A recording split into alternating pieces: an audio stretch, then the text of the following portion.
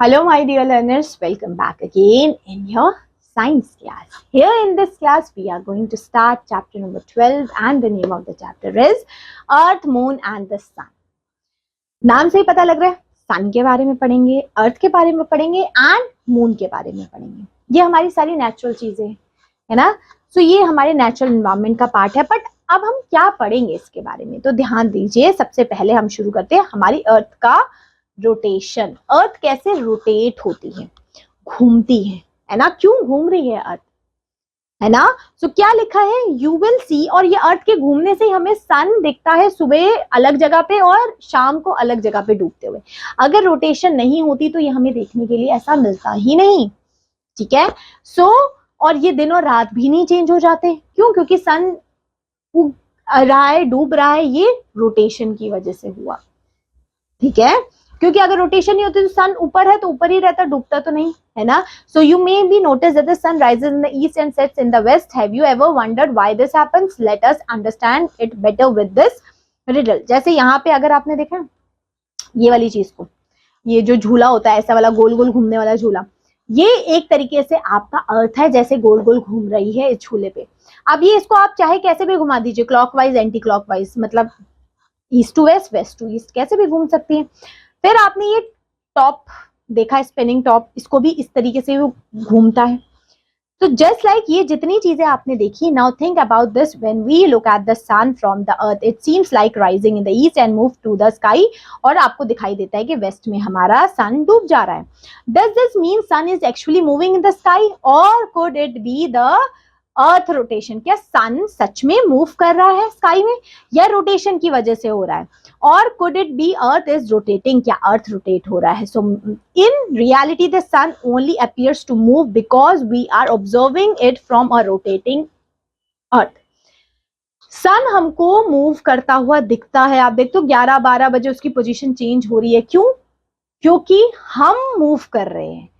जैसे देखते हो ना आपने, अगर रोड पे, अगर बस में आप चल रहे हो तो आपको चीजें मूव करती हुई दिख रही है, बट वो मूव नहीं हो रही है, वो एक ही जगह पे खड़ी है.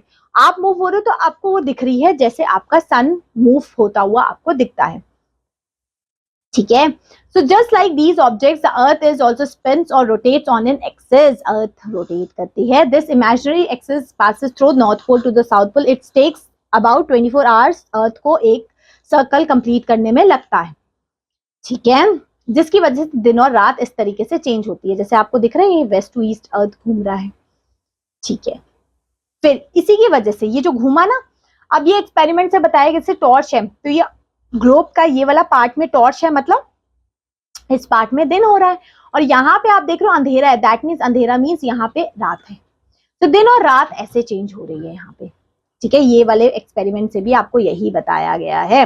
So now imagine standing off the earth equator and watching the skies on the earth rotates from west to east. What would you observe? Would you observing much more girls see in the figure? आपको देखने के लिए मिल रहा है कि सन appear किया जाता है ईस्ट में और वेस्ट में डूबता है, इसी की वजह से, रोटेशन की वजह से. समझ रहे हो आप लोग ये लोग इस तरीके से?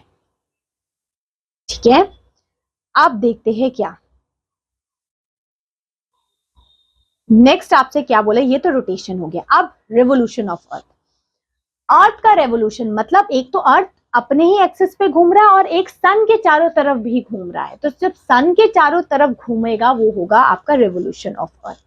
So while spinning on its own axis, the earth also move around the sun, as we learn in grade 6 में भी पढ़ा. So this movement is known as revolution कहते हैं. Revolution refer to the motions of one object as it travel around the other. एक object दूसरे object के around अगर गोल गोल घूमेगा वो ही होगा revolution. The path followed by an object while revolving around the other is known as orbit. और जिस path पे वो घूम रहा है गोल गोल, वो ऑर्बिट है. उसकी मतलब उसकी बाउंड्री है जिसपे वो घूम पाता है. That is orbit. So when viewed from above, the earth orbits around the sun appears nearer circular. आपको देखने के लिए मिलता है इस तरीके से जैसे ये इमेज में दिखाया हुआ है. इसी की वजह से आपको changing view of the night view from the अर्थ आपको देखने के लिए मिलता है. तभी आपको देखने के लिए मिलता है इस तरीके के चेंजेस अपने रात में, है ना. मून का मूवमेंट्स आपने देखे होंगे, है ना आपको. सो ये चीज आपको देखने के लिए मिलती है अपने स्काई में. फिर सीजन्स किस तरीके से अर्थ के चेंज हो रहे हैं रिवोल्यूशन की वजह से। सन के जो पास में है वहां पे आपको यहाँ पे देखने के लिए मिलेगा आपके कोई कोई ऐसे डेज जहाँ पे डेज एंड नाइट्स इक्वल है। कभी ऐसे होगा कि देखो अगर हम नदर्न हेमिस्फीयर की बात करें, सदर्न हेमिस्फीयर की बात करें, तो नदर्न हेमिस्फीयर में जून जुलाई में गर्मी होती है। क्यों? क्योंकि वहां पे सन के बिल्कुल वो डायरेक्ट कांटेक्ट में और डायरेक्ट पास में होते हैं, so, जिसकी वजह से वहां पे आपको वार्मथ महसूस होती है। और जब नदर्न हेमिस्फीयर में गर्मी है, वैसे ही सदर्न हेमिस्फीयर में उस टाइम पे ठंड हो रही होती है, और जब सदर्न हेमिस्फीयर में ठंड होती है तो नदर्न हेमिस्फीयर में गर्मी होती है, ऑपोजिट चलता है। क्यों? क्योंकि ये रिवोल्यूशन की वजह से होता है। अच्छा, at the equator there are 12 hours of the sunlight, 12 hours night रहती है इक्वेटर में, 12 घंटे दिन 12 घंटे रातें रहती है, थ्रू आउट द ईयर रहते हैं। This is very little changes in the strength of sunlight across the months, this therefore this place आपको देखने के लिए मिलती है जो क्लोज इक्वेटर की है, वहां सीजनल चेंजेस होंगे, वहां पे आपको देखने के लिए मिलेगा क्या? इस तरीके का टेम्परेचर। एक्लिप्स क्या होते हैं?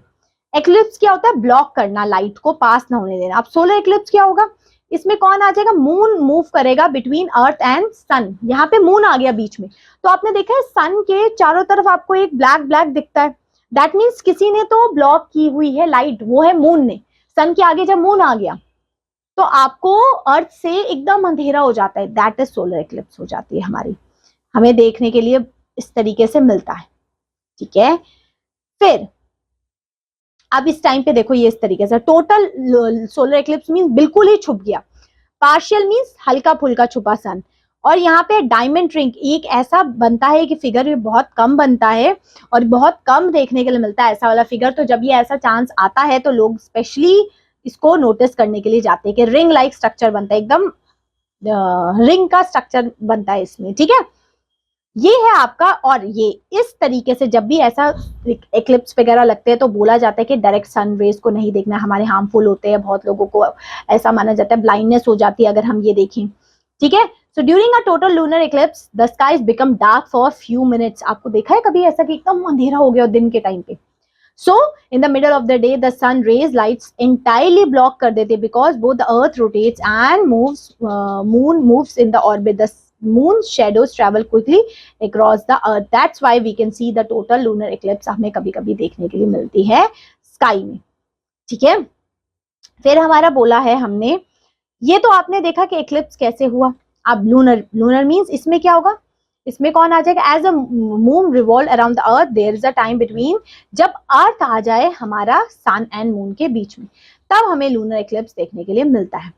तब आपको क्या मिलेगा? मून को आपको थोड़ा सा डार्क रेडिश कलर का आपको दिखेगा, इस तरीके के चेंजेस आपको मून में दिखाई देंगे। ठीक है, सो यहाँ पे हमने इस चैप्टर में क्या देखा? बस अर्थ के बारे में, हमारा अर्थ कैसे रिवॉल्व करता है, रोटेट किया करता है, मून क्या है, आपका रोटेशन कैसे हो रहा है, स्टार्स क्या है, सन क्या है, मून क्या है, अबाउट द यूनिवर्स। तो ये था आपकी बुक का लास्ट चैप्टर। होप सो हमने जितनी क्लासेस पढ़ी, चैप्टर्स पढ़े, सारे चैप्टर्स आपको अच्छे से क्लियर हुए हैं। चलिए अब मिलेंगे आपकी नेक्स्ट क्लास में with the next book. Till then bye bye.